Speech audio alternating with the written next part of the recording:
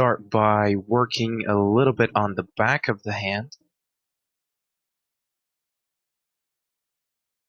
And in general, I'm going to work on the shapes here.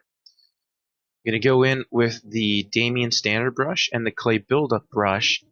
And again, use your hand for reference. Find some pictures on the internet. Do a little bit of legwork on this one. And just look for interesting shapes to add to your sculpt.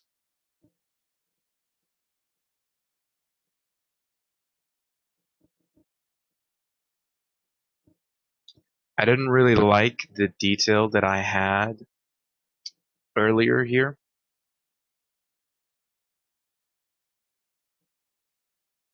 So I'm just going to go ahead and redo it. I thought it was a little bit too much.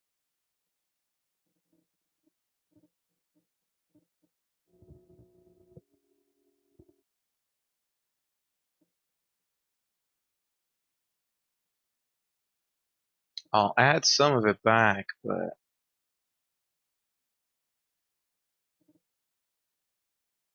it has to have a purpose.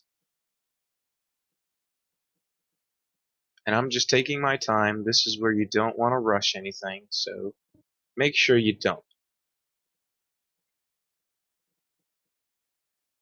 Also see that I'm working on a lower subdivision. That's because I'm making larger scale changes.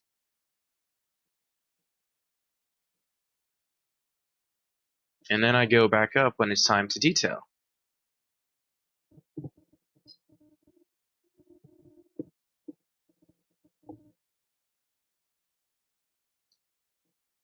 Working on the contours. Just taking a look at the fingers, making sure nothing's crooked. Nothing's weird looking.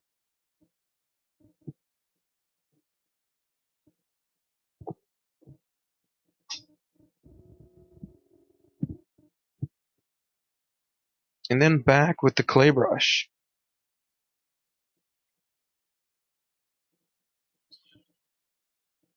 Like I said before in the last lesson, the clay brush is really good for this kind of detail.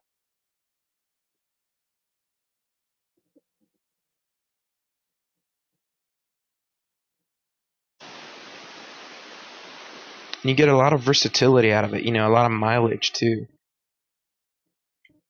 Here I'm just observing my thumb and I notice that it has a little bit of a webbing connection to the hand. Gets to the palm really. So I'm just adding that in there, making sure it looks nice. And again, remember to exaggerate and then smooth. Always the best tactic.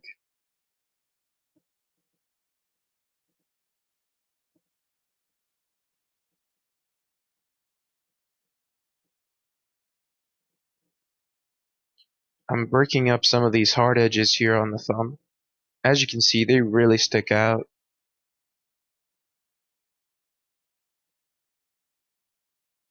It looks really, really square. So I definitely want to work on that.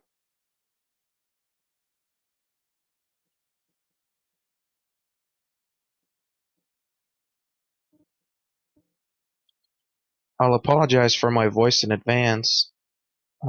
I seem to have caught something.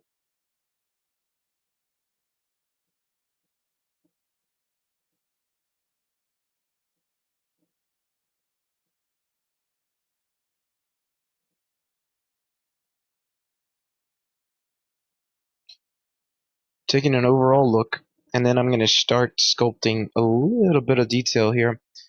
So basically, any of those cuts that I've made before, I'm just going to go ahead with the clay brush on top of it, and I'm just going to add detail. And it gives you a really nice overlap too. Things just start looking really, really nice when you add this.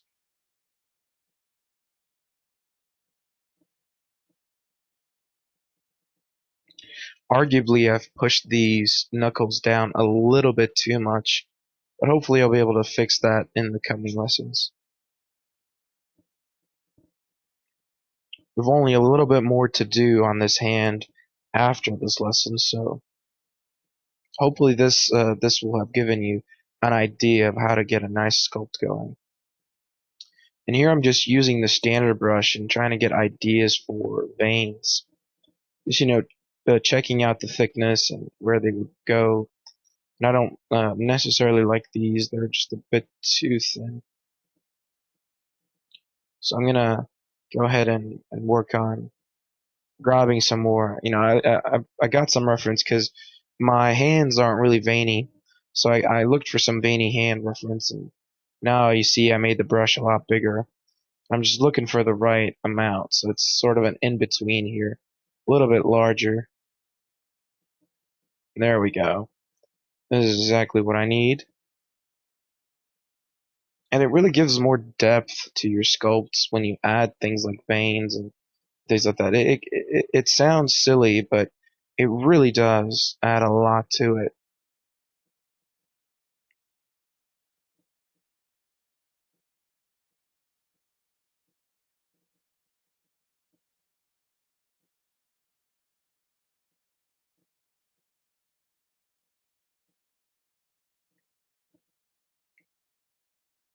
So again, time to continue adding this sort of secondary detail.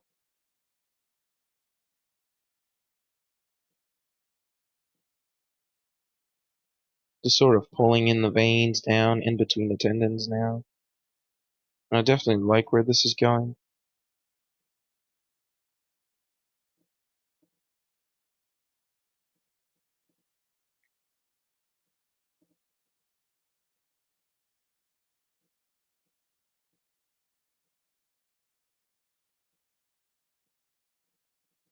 And now I'm going to start refining the knuckles.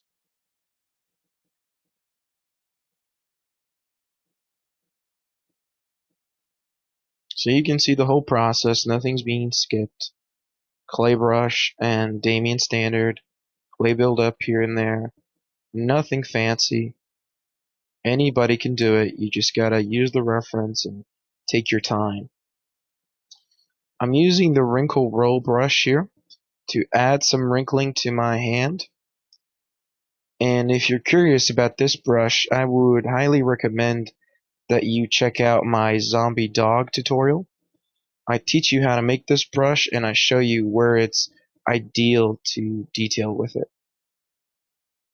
It's a really nice, versatile brush. And I use it everywhere when I go to detail skin. It's a really nice brush. And if you look at your hands, you'll notice that there's a lot more of these wrinkles, these very fine wrinkles than there are, visible pores like there would be on your face or something like that. And again, exaggerating and smoothing, that is the way to go. And I'm going to show you how to do fingernails now.